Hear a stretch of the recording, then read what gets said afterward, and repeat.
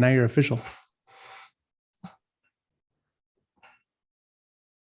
Hi, welcome again to the CCW Safe podcast. I'm Rob Hyde, joined by Phil Naman. How are you, Phil? I'm doing great, buddy. We're actually getting a little bit of rain out here in California, so we need it. We don't deserve it, but we need the rain. So we're blessed for that. I get that. We kind of go under those same kind of things. We never know what kind of summers we're going to have, and this year we're kind of blessed with the rain, but we've also had those that we go months at a time without a drop. So we've actually ended up with quite a bit of global warming in the summer. It seems that just like after April, it kind of gets hot every year. So it's really kind of wild. Yeah, we have global warming every summer. It's warmer than it was in the spring. Fortunately, we have global cooling to worry about through the December, January time period. But yeah, boy, whew. Gotta watch out for that global warming. Easy. Well, we have a lot of things to talk about today, more serious, obviously, than the weather. And I think that this is a great point to make out to your listeners, what's going on in the world and what we need to do to protect ourselves. Well, and it's just the times we live in. We talked months back about the effects of coming in and defunding your police departments. The fallout from that is higher increases in violent crimes. And I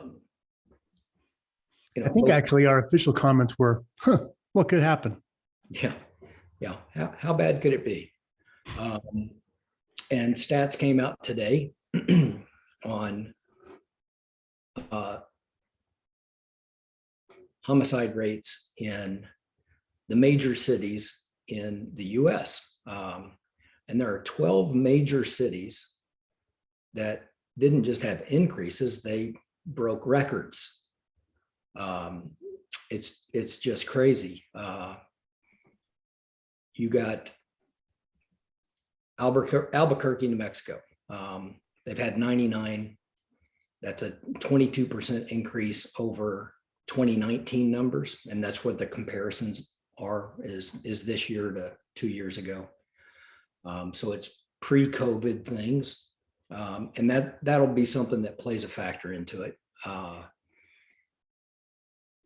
But it just skyrockets from there. St. Paul, Minnesota goes to 25%. And that's not a huge number for that city, but it's 35, and that's the most they've ever had. I mean, it does set the record for them.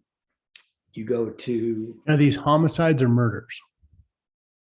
These are homicides. Okay, so people killing people. It doesn't say that it's an actual murder, correct. Right? Correct. And there'll be further breakdowns. Everything that gets reported through law enforcement to the Department of Justice has means of identifying how that particular thing plays out eventually. And it's a UCR code, a Universal Crime Reporting Code. Yeah, you got a bar label on the back of the corpse. Hey, but let's, sorry about that. It's on the toe tag. But tell the people the difference between a homicide and a murder. Well, any killing of a person by another person is a homicide. Right. But you're going to have things that fall into murder, which are things that are done with premeditation and intent. Malice. But a homicide is if a police officer shoots a bad guy, that's still counted as a homicide. Absolutely. Yeah. So it's could be if somebody runs somebody over, it's a homicide, right? So there's accidental deaths that are included in that. There are murders that are included in that. There's the different degrees that people can think of for murder. There's self-defense shootings. All of those are considered in the homicide number. The murder rate is something different. But it's the staggering percentage of increases. As I was saying, Philadelphia goes up 46%. No way. 46? Yeah, their numbers are huge. They're 521 so far. Not even included in this because it doesn't set a record for them. Chicago, as of yesterday, was at 719 for the year. That's just mind-boggling, especially, there's tons of people there, but it's really a small area. I mean, I just can't imagine being part of that law enforcement community there and trying to effectively run an investigation. I don't know how big there isn't one. There flat out isn't one. You think about that's Lori Lightfoot's city, that she has defunded the police and she's pulled back from any kind of aggressive policing. And frankly, when you have that kind of gang war going on, you need aggressive policing. You did it. But without aggressive policing and without a show of force keeping the bad guys at bay or in jail, if they can do anything they want and cashless bail, nobody's even, I think this last weekend, 40 something people were shot in Chicago, 16 died. Only 16 is, I think, the way they report it. Only 16 died in Chicago, 26 injured, 40 casualties of the shootings. That's a weekend event. That's every single weekend. There's some websites that actually report, hey, here's Chicago's numbers, because it's astonishing, not amusing. It's astonishing that that's allowed to go on. You have a school shooting, which are absolutely horrific and terrible. I'm definitely not supporting that in any way. Absolutely the worst. 4 people are killed. National news. Last weekend, 16 are killed, and in one city. And it's not like it's an anomaly. It's the weekend. Yeah, it's just what they do. If you're an emergency room physician, you don't get Saturday, Sunday off. It's amazing to me. I wouldn't even know how many hospitals there would have to be level 1 trauma care centers. Actually, what I have heard is that even the Department of Defense sends their doctors to Chicago and San Bernardino and Oakland to work those emergency rooms so they can practice on victims, of the shootings. Oakland's numbers are big, but they're nowhere near records, but they're terrifying. Oakland, just like the Raiders, they're kind of slackers. They're just all the way around. And then they fall apart. So yeah, Oakland's not going to beat a record. It's just it's the Raider curse. They can't beat the record. They're gonna get close and then fail ultimately. That's just the city of Oakland in all things that they do. But I'm trying to, probably shouldn't be, but joking a little bit about some of this different cities and the way that they're run. But these are people's lives being affected. The city of Oakland, how many was in Oakland this year? I don't have that number. But it's one of the worst. San Bernardino is one of the worst, or it's where my radio show is actually located in Southern California. Our towers are in San Bernardino, or as we affectionately call it, Sad Burning Ghetto. It's a lost city. It's a lost cause. And Oakland's the same way. And some of these other cities, how do you have a life in a city like that, like in South Central Chicago? How do you go to a football game with your kids, in the high school, all these things happening? It's a war zone. And defunding the police and allowing the criminals to dictate the terms on the streets, you inspect what you expect and you get what you pay for. So if you're allowing this to continue to grow, well, you're going to get more of it. When crime is free, you get more crime. We're seeing it with the smash and grabs and everything else, but the murder is the coup de grace. It's absolutely terrible. Well, and it's like San Francisco area. We're not going to make arrests in cases where people are coming in and emptying shelves out until the value is greater than $950. That's not just San Francisco. That's all of California. Is it really? Yeah. There was a store owner that will be willing to negotiate with you as a customer, but because of those laws, he's gone in and he's priced everything at $975. 151. And I have a cash discount up front. Yeah. If you want to pay for it at the counter, it might be less, but We can talk about it.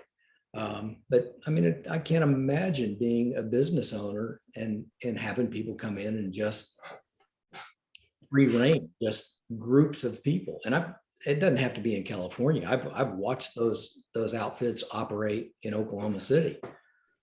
We had these. Actually, we've got a task force that started just specifically for this organized retail crime thing that was going on. And it's very organized. They come in, they got a number of people that come into a store at once. Everybody is doing it all at once, and you just overwhelm the staff and they just walk out. well, yeah. So the first one that happened up, I think it was in Nordstrom's in San Francisco, not the first time it happened, but recently the first, apparently very well organized. They had 25 cars blocked off all streets and approaches. So they just blocked the traffic, did what they wanted, and took off. And, the police can't get in there. And even if they did, so the guy drops a few things and he only has $800 worth of stuff on him. Now it's a ticket. Now you just, it's tragic and it's theft, and it's a theft from the individual citizens who have to pay for this with their lives, have to pay for this with their wallet and their paycheck. So for instance, if a store loses, this is actually a story of a local manager for a grocery store I was speaking with. They lose $1,000 a day out of their store. It's a big retail grocery store in liquor. $1,000 a day that liquor sales are stolen. So that's $365,000 a year for that one store.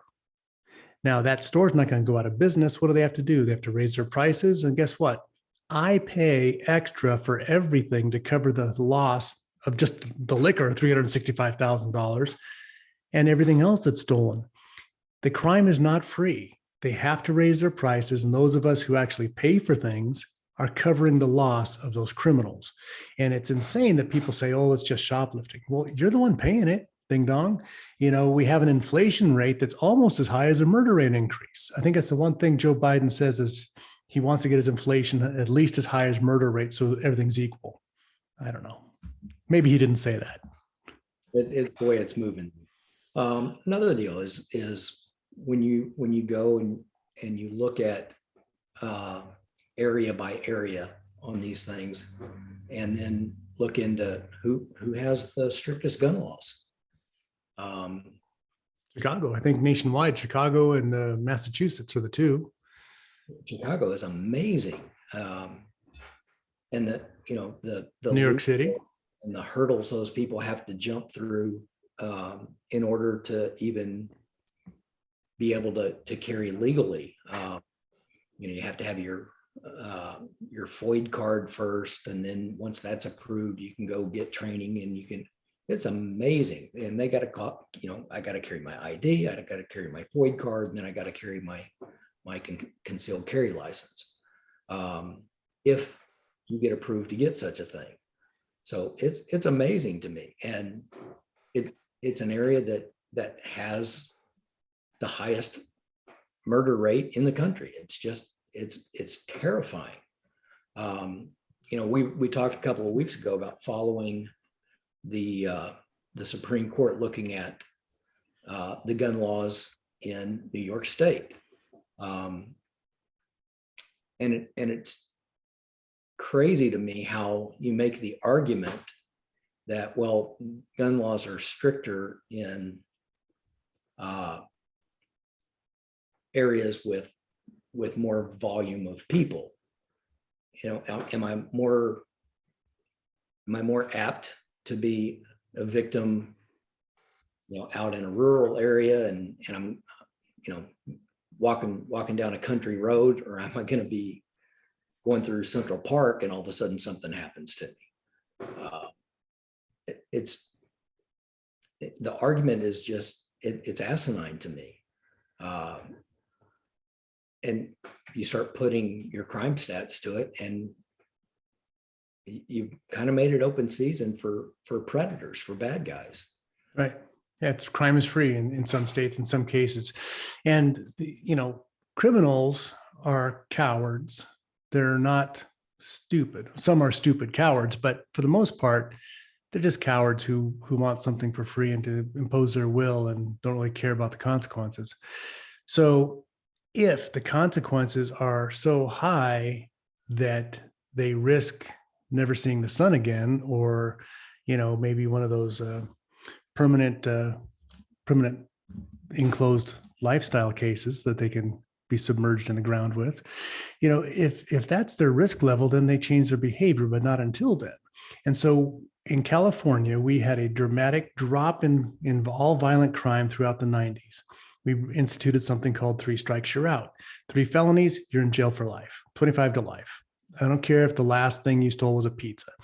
They overturned it because somebody got a life sentence for stealing a pizza. Of course, he had 42 other convictions ahead of that, just the last one that sent him away, right? Last thing he was caught for sent him away. So they've changed all that. And then, of course, now we're open season.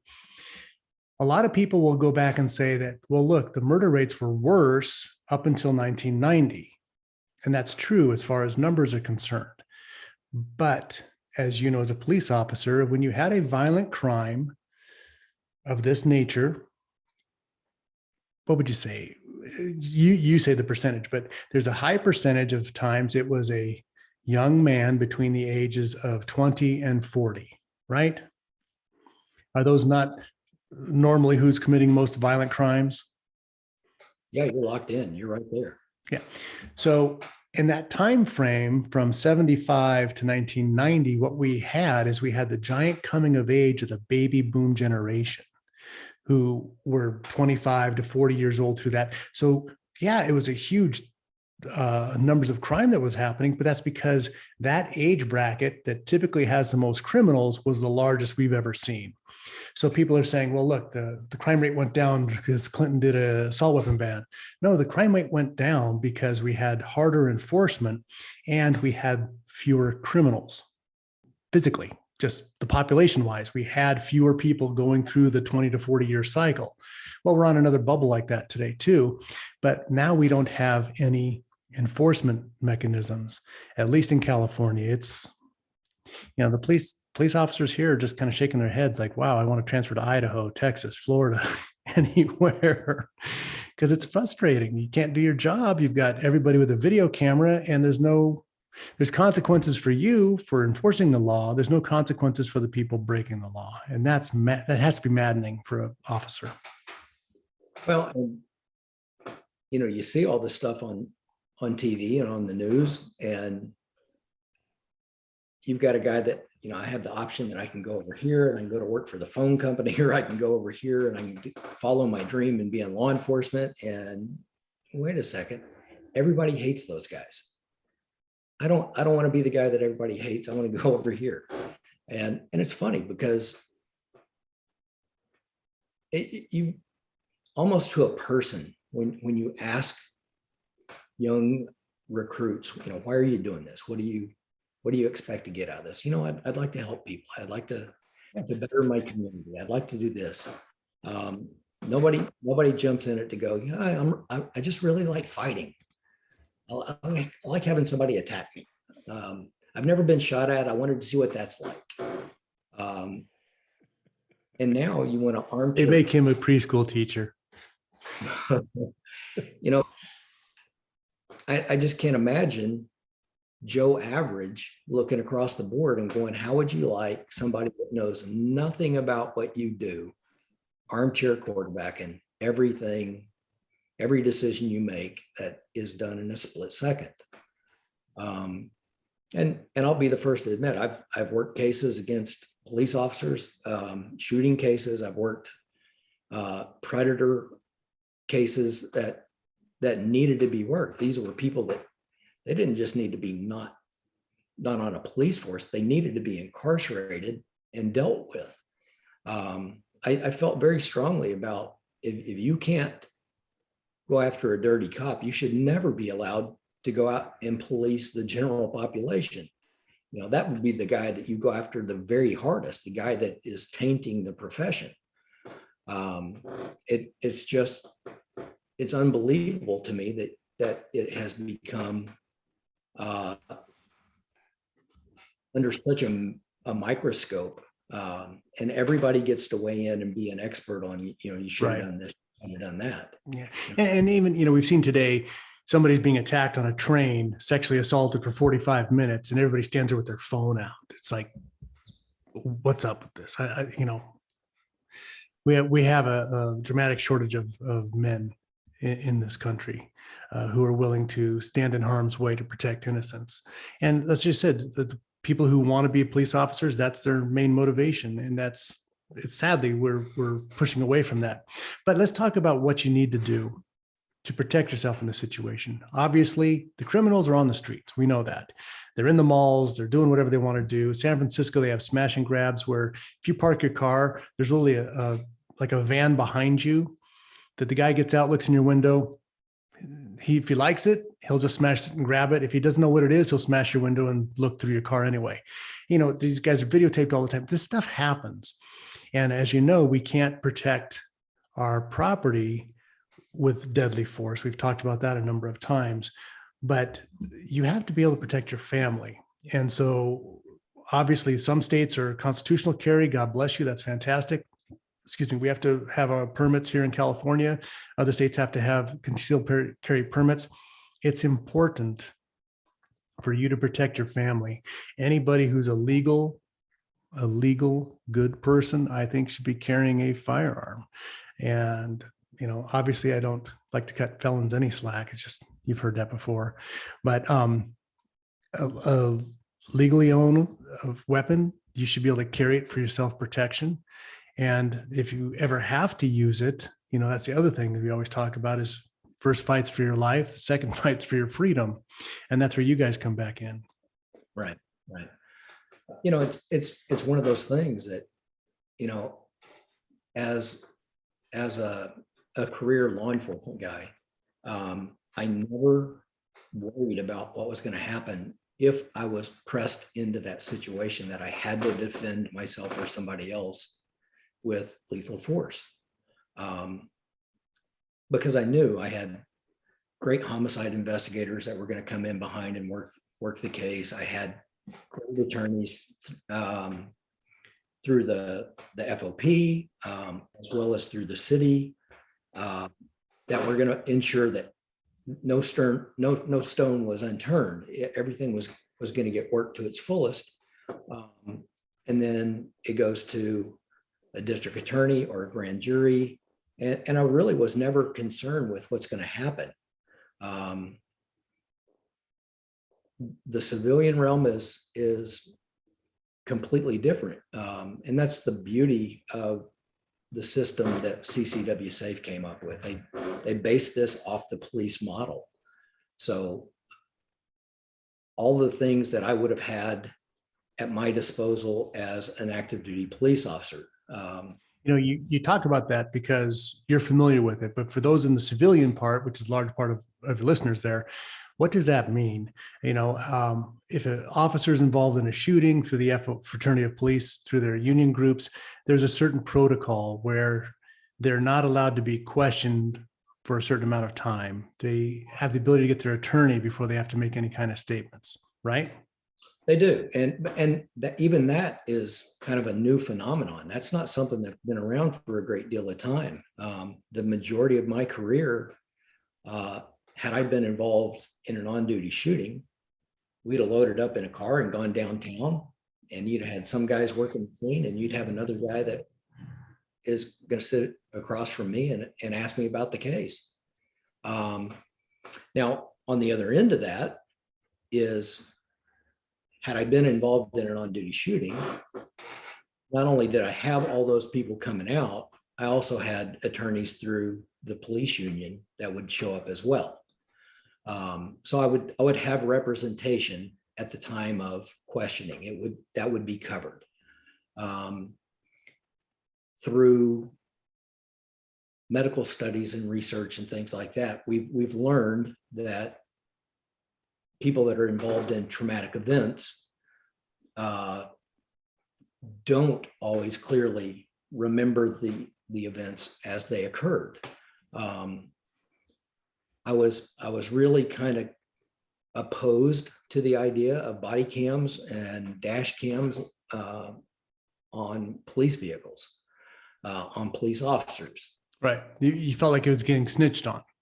I did. I kind of Yeah. felt it was kind of a big brother thing. I don't want to have a camera on me all day long. Well, I can tell you, as an investigator that's coming in behind and working some of these things, and that was such a great benefit to have those things at your disposal, because it gives you a clearer picture of a lot of the things that go on. The problem with that is I'm not getting every dimension in a fixed camera. So sometimes it doesn't look as good as the case really was. And we've found that in several times when you have, 4 or 5 different officers on a scene, and suddenly we can look at everybody's camera individually and go, oh, Paint the picture. over here, this looked like a horrible situation, but this camera caught it, and now we understand. Yeah, guess which one the media is going to run with. Oh, absolutely. But it's something that law enforcement kind of brought on themselves over some of the things. There's been things that have been swept under a rug and not dealt with the way they should have been dealt with. And, you've had guys in position before that, I don't know what their deal was, but for whatever reason, it just gave them kind of. They shouldn't have had power and authority. Yeah, they kind of had carte blanche to just be a bully. We got rid of a kid that was, he was still in field training. So he had completed the academy, and he was still going through the training cycle, but he was riding with a veteran officer, a field training officer. But this kid would still in his personal vehicle. So he's leaving the station after the end of a shift. He's still dressed in a police uniform, and all of a sudden you go by him a little bit fast, and he'd pull up next to you and he'd start, showing you the patch on his shoulder and the badge on his chest, and flagging people over and doing stuff like that. I mean, that's just crazy. And those are the guys we don't need in the profession. So there have been those things out there that make people go, man, I can't stand those guys. Man, I had a run in like that as a kid when I think I was a 9th grader. But I had a cop that lived down the street from my family that came out and accused me and my best friend of something. And I was pro police growing up, and I didn't have any issue with that. And I was like, listen, mister, if you got a problem, call the cops. And he came out and he started cussing me and like pounding me in the chest. And, I'll tell you what, you little SOB, I am a cop. I was like, good, you just committed battery. Well, there's good people, there's bad people all the way around. And I think that the body cams have come out where they've actually, I think there's been more cases of police officers being accused of saying something, doing something. They roll the camera footage, they bring the complainer in, they go, oh, well, yeah, they made it up. They wanted to get him in trouble for it. So they've actually cleared, I think, more of the, not egregious cases, more of the nuisance complaints that didn't really happen. Those are kind of going away now because there's camera footage. It didn't happen. You can't go in and lie anymore and get a cop in trouble. So that's a good thing. And you know what? As we've always said, we want justice to be served. It's not cops are always right, bad guys are. There's a line there. We just want to be able to know what it is when we have to make a judgment call. Yeah. More information is best. But, as we're talking about the crime rates, 46% in Philadelphia, 16% nationwide in the major cities. This is the time that you need to get proficient with your defensive weapon, understand when to use your defensive weapon, keep your head on a swivel so you don't have to use your defensive weapon, and make sure that your family is covered in case you do have to use it with CCW Safe. Yeah, we'll be back here in just a little bit. We'll go to a quick break and we'll be right back. Thank you.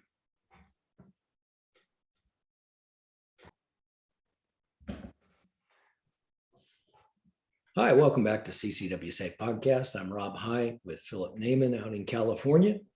And we're talking today about the increase in some of these homicide records across the country in the major cities.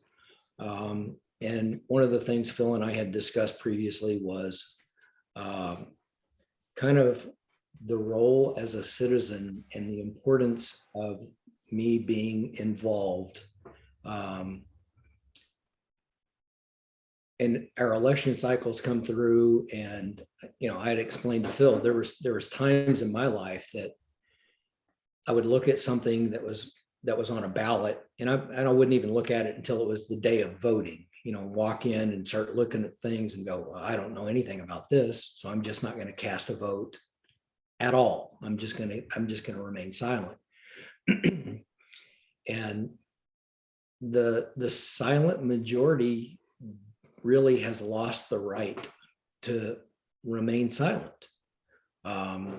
It's one of those that if we don't become involved, if we don't educate ourselves and our families and our friends on the importance of knowing who is running for office for district attorney or for your local criminal judges. These are in Oklahoma, these are elected positions. And there's times that there can be appointments made to those things, but again, those are made by a governor or something like that, and it's things that you need to be aware of when you're casting a ballot in some of these elections.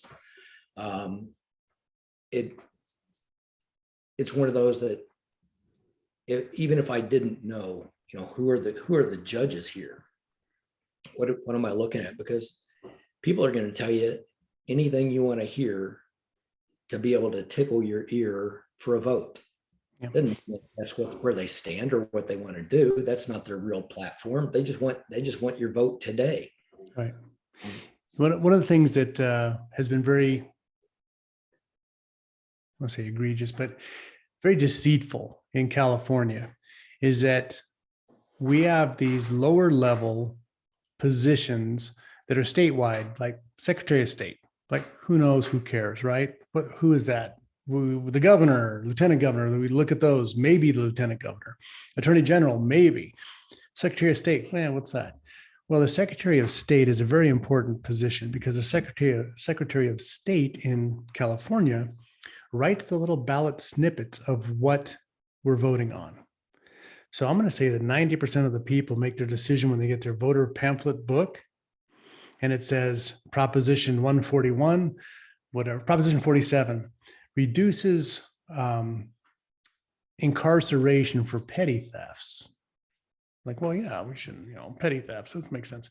And then the law comes out and you can steal anything up to $950. It's like, wait a minute, that's, so the person who writes that, they are so slanted. I wish I could have kept a couple for examples here. They're so slanted. It's a marketing piece that's shoved into your voter pamphlet. And so the Secretary of State is very important because they decide how things are going to go. They staff the voter registrations. They decide whether or not they want to even do an investigation to voter fraud, which may or may not have happened in the last couple of times. But those other positions are important. And so it's good to find a group, like in California, we have the California Rifle and Pistol Association. They are very good on the statewide issues that affect your Second Amendment. And then below that, like we have the Riverside County, well, actually they've just merged, but it's Inland Empire County's gun owners, Inland Empire gun owners. And they go through all the lower levels, city council members, state legislatures, all the local seats, and they vet people for that. So as a citizen, it is our duty to give an informed consent with our vote, not just to fall for whatever this ballot measure says or what the hype that they've written for you, and to find out what actually is there and who they are. So wherever you're at, find the groups that think the way you do, that have done this background, because you can't research a judge on your own. Judge blah, blah, blah, you're not going to be able to, but there are people who have.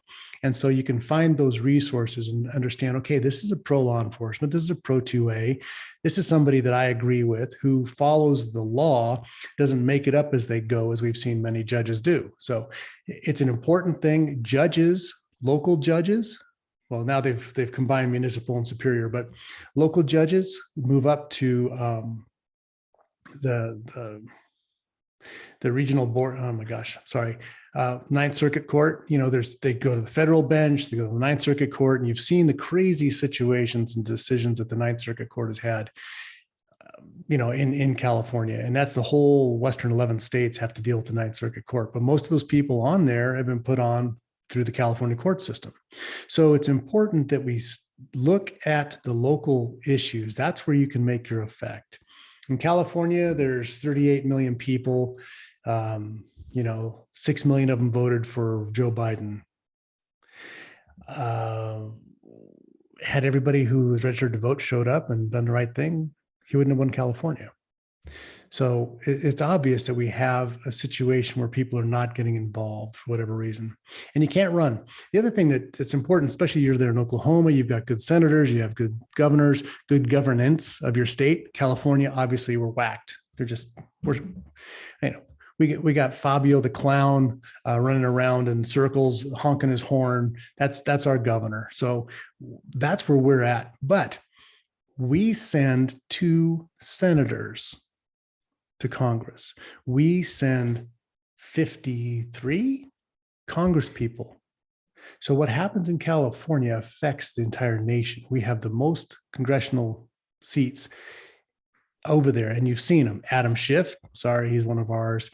Eric Smallwell, Nancy Pelosi. I mean, we get all the crazies. But the point is, we have to affect you out there in free America, have to affect your local elections to save the other stuff.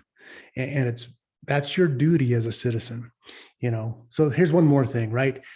Carry your firearm, get trained, understand defensive tactics, get CCW safe, and be a citizen activist. Those are the 5 things you need to do for this Christmas. We'll have a much better 2022 if everybody follows that.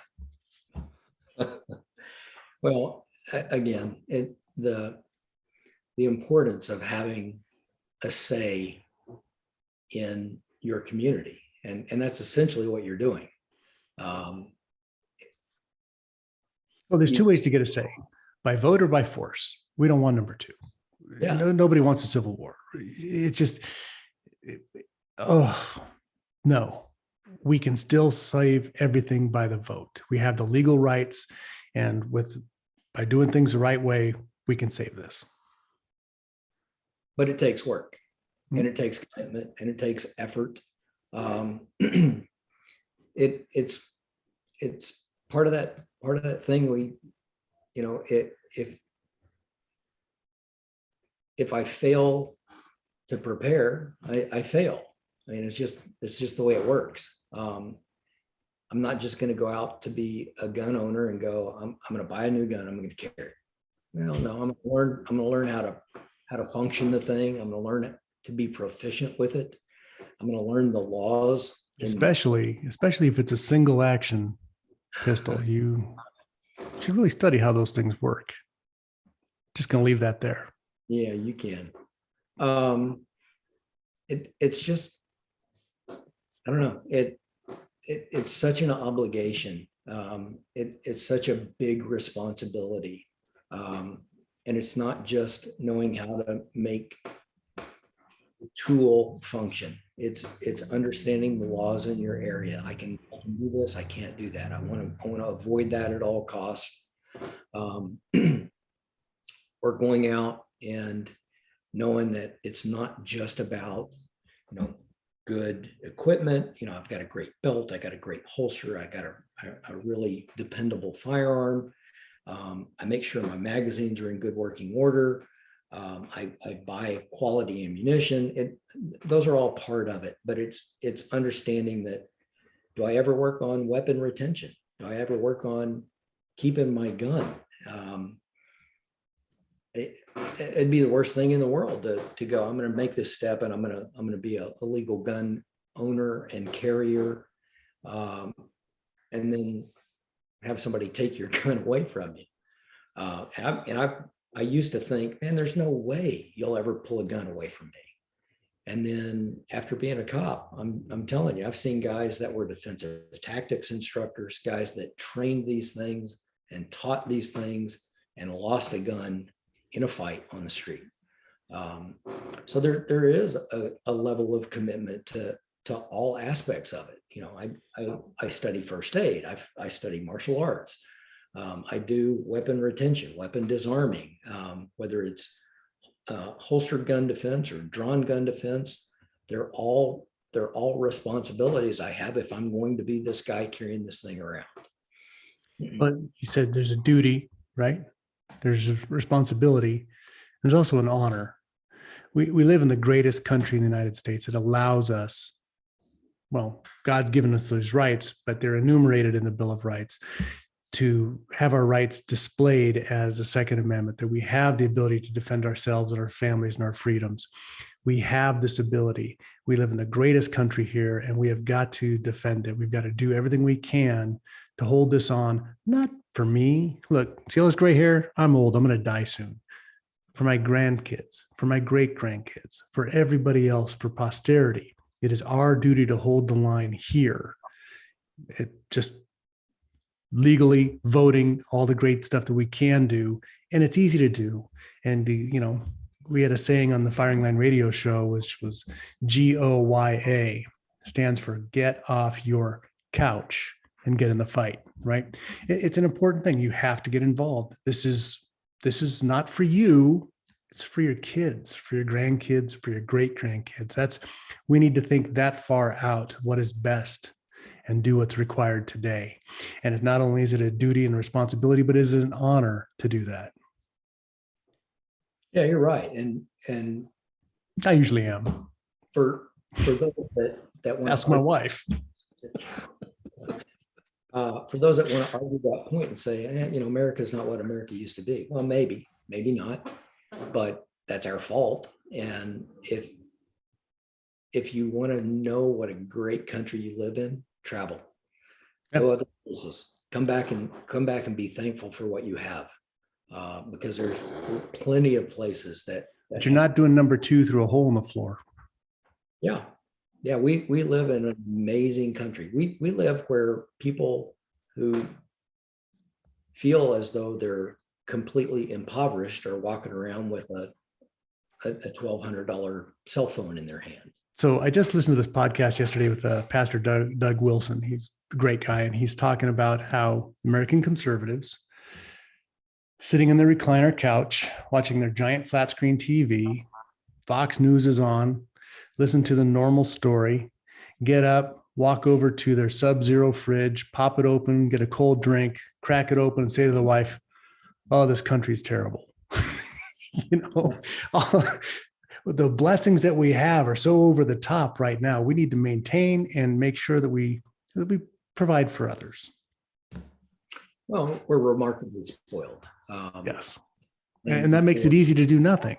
And the other part, I've been in Second Amendment advocacy for 9 years now, almost 10 for the radio show. And I get this a lot. What you need to do, what the NRA should do, what the California CRP should do, what Oklahoma Pistol Rifle Association should do is this. And it's like, look, it's the old thing, 1 finger forward, 3 fingers back. It's not what they should do. It's what we should do. And I answer that directly, like, that's a great idea. How do you want to do it? Yeah. How do you want to start this? Yeah, that's awesome. Let's go. I'm going to put you in charge of it. Let's go. Yeah, that's a great point. And the other thing is don't form circular firing squads. Second Amendment community does this a lot. We have, I only shoot ducks. So I think that the only thing you should have is an over under and a side by side. Well, I like AR-15s. Oh, I would never have an AR-15. That's black rifles. Those are bad. Oh, I hunt. I like my long range rifles. Oh, you shoot over 500 yards. That's terrible. You should only shoot a longbow. I mean, we do this interior circular firing squad on each other. And we need to be supportive in the Second Amendment community all the way around. I don't think you should conceal carry. I think you should open carry. Look, carry, right? Legally do what you can do in the city and the states that you live in. Don't spend our time and energy fighting each other. Turn that sucker around. If instead of having a 360-degree firing squad where we're all aiming at the guy in the middle, if everybody turned around and went back to back, we'd be in a lot better position. Take our arguments to the enemy. Don't take the arguments to each other. Yeah, I agree with that wholeheartedly. And it's that way all across our community, not just in this against that. It works that way in the training community. That's why you want to start World War III. Post this online. 9mm better than 45 ACP. That's it. You got mushroom clouds. Everybody's coming apart at that. It's like, spend your time on something else. Yeah. Yes. Or, if you're not shooting competition, you're not ever really preparing yourself. Yeah. I think it plays a part. I think that's something that can help you become more proficient at the things that you do. But if I've never learned basic shooting fundamentals and all of a sudden you want to put me out on an IPSC course or something, that's going to be disastrous. And hopefully nobody gets injured. It'll be a long day. Or you get, the law enforcement guys train it like this, and that's so stupid because we do it like this. Or again, that's the interior sniping. It's like, hey, guys and I'm telling you, I say, branch out, do the Bruce Lee thing, study everything and steal everything that works for you. And if it doesn't work for you, discard it. You don't have to do that, but you don't have, we don't have to eat our young either. I mean, there's exactly the black belt for jiu-jitsu. He says, get your reps in. So it's not like you do something once and watch a video on it and you're a black belt, right? No, you're getting your reps in. So whether that's training the way the cops train or training the way this guy does, or like your Bruce Lee approach, we're taking something from everybody. That's what's going to make you, well, not only a better shooter, it's going to make you a better person all the way around. Well, like that in every aspect of life. I mean, right. Learn all of it. I don't know. It's well, you have to be constantly learning just to know what you can discard. Yeah, for sure. And just because I have discomfort, if you come out to our range and you go, Rob, I want you to try this, I'm going to try it. Right. Be coachable. It doesn't mean that, well, it didn't work for me today. I'm going to give it an effort. I'm going to at least give this a good run to see if it's something that I can adapt into my tool belt. It's like you're talking. It's just the reps. I've got to do it over and over and over and over again. I've got a good friend of mine that has provided me with an appendix carry holster. I look forward to learning how to function out of this holster, but I've gone from my hip for decades. So I'm not the guy that's just going to go slide this thing down the front of my pants. And that's the way I'm going from this day forward. I have to get the reps in on that thing. I got to learn how to function this thing. It's same way if I change and I go from, a Springfield to a SIG or, to a Kimber or whatever. I want to get the reps in with that firearm, with that piece of equipment, and become completely familiar with it before I want to make that my everyday carry thing. It's just keeping an open mind and investing the time in yourself. And it benefits everybody. So it does. And for appendix carry practice, I like my Glock 19 airsoft. I'm telling you, with the ammo stuff, there are so many really good shooters I know that have actually gone to systems like that. Oh, Just- I do.